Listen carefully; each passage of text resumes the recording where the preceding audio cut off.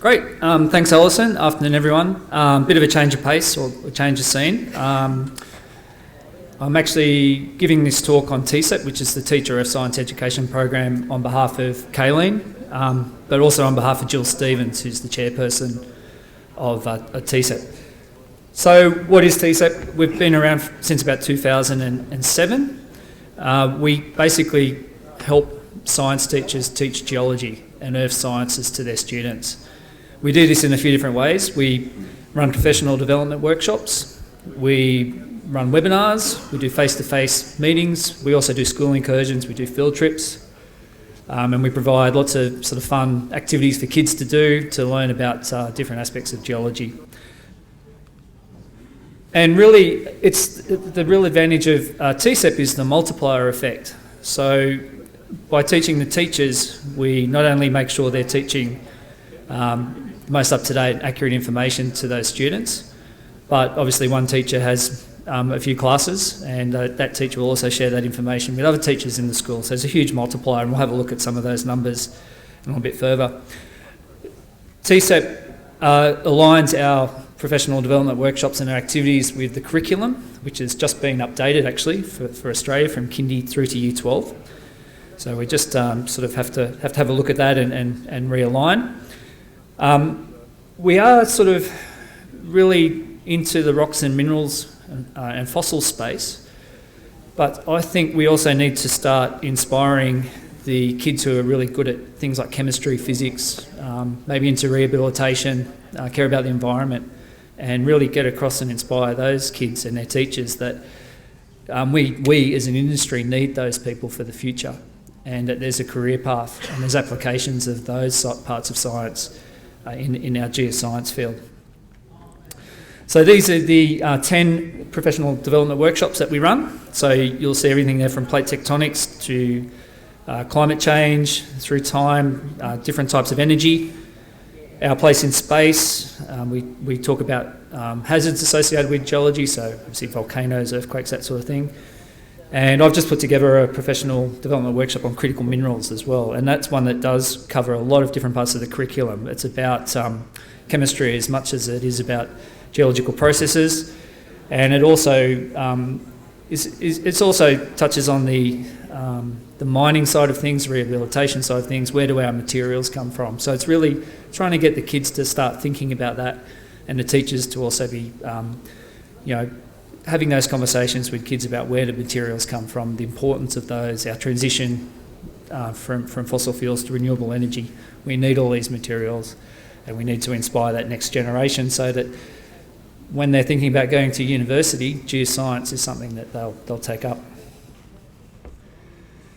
So TSEP does run on a bit of an oily rag, but we're very, very lucky to have some great partners. And ASTA is one, that's the Australian Science Teachers Association.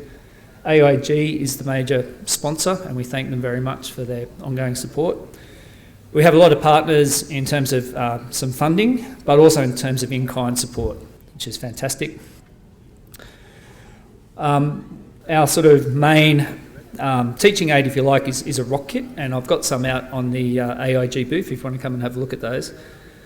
They're also sponsored by a series of companies, and there's a few companies who are here today who sponsored rock kits for schools in their sort of local community, around their ELs or maybe around one of their mining operations, and that's a really positive and good way for companies to get involved with their local community. There's 3 boxes with the rock kits, igneous, sedimentary, metamorphic. Who would have funked it? The advantage of them, though, is there's each rock specimen is almost identical. There's over 700 of these rock kits that have been distributed to schools around the country now. So it is actually a challenge to get 700 or more pieces of rock that look the same, because we link them back to photomicrographs and to 3D photography. So the photomicrograph down there in the bottom right, the NICE that was done in kind by Macquarie University, and then we've had the 3D photography by Mike Roach and his team there with the AusGeol website.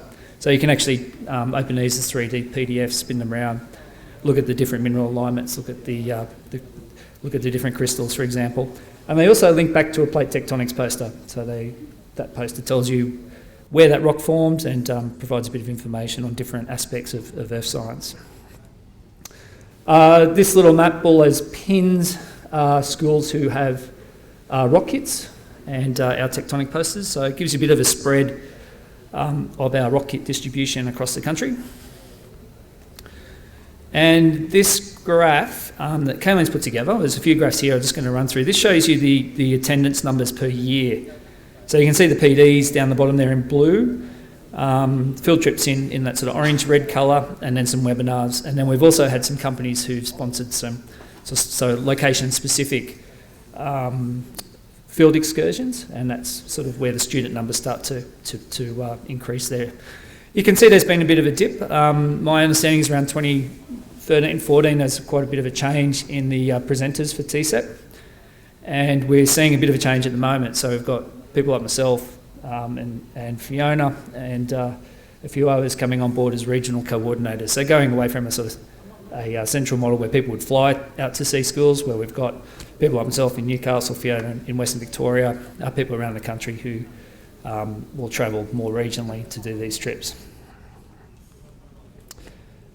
So there's the same graph, the annual attendance numbers. And what Kayleen plotted there is the TSEP income. So you can see we had an initial injection of money from PISA, from the petroleum industry, and that's sort of slowly been declining over time. So we do have some funding through the rock kits, but usually it's through our partners.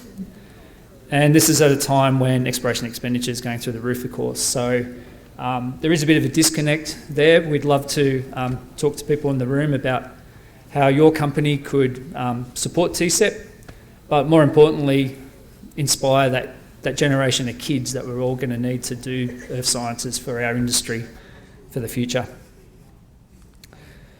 This is a cumulative attendance graph there. So basically, the end of 2021, TSEP had been in touch with about 4,700 teachers, and basically comes down to about $355 if you take all the total expenditure per teacher. So not a big cost, but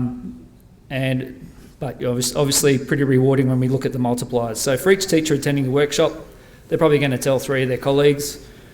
If each of those teachers has 3 classes that they interact with, you're talking off a one-off transfer to 300 students. So the sort of estimate there is there's about 1.4 million students who have exposure to cutting-edge, latest geology information, and hopefully some inspiration to take that up as a career.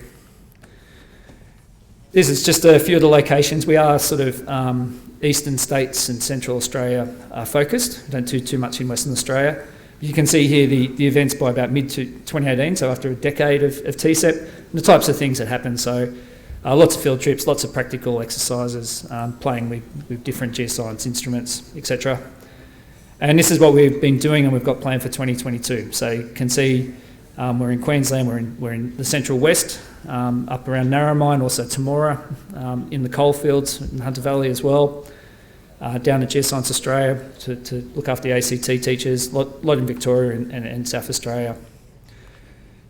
There's some photos from some incursions, school incursions and professional development workshop that I was involved with Simone Meakin and Bob Musgrave up at Singleton and Aberdeen in the Hunter Valley. So it was good to talk to the kids there about other rocks and minerals besides coal, which is pretty much what they know. But also talk about rehabilitation as well and the opportunities that can come in that space as well. So we did a couple of professional development workshops for the teachers, and then we had school incursions, which is a lot of fun. I can tell you that the kindy kids are much more fun to talk to than the Year 8 boys. And having been a Year 8 boy, I can, poor teachers. There's just a few examples of the feedback, but I think obviously that's only the positive stuff. But you can see that, if you're a teacher and you during your science teaching degree, you may not have learnt much geology. It may not be your thing. You may be more focused on biology or chemistry. A lot of schools don't even teach geology. So this is a really good way to provide those teachers with the best information possible. So how can you help, or where to now for TCEP? Well, look, we want to continue delivering this high quality and curriculum relevant teacher training and inspiring those kids, but we do need some more partners.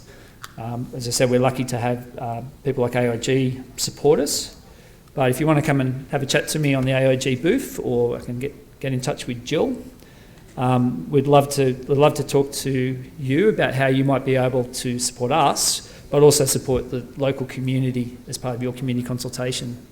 And we have a win-win here. You can put back into that community that you're working in. We can all inspire the next generation of geoscience together. So thanks very much.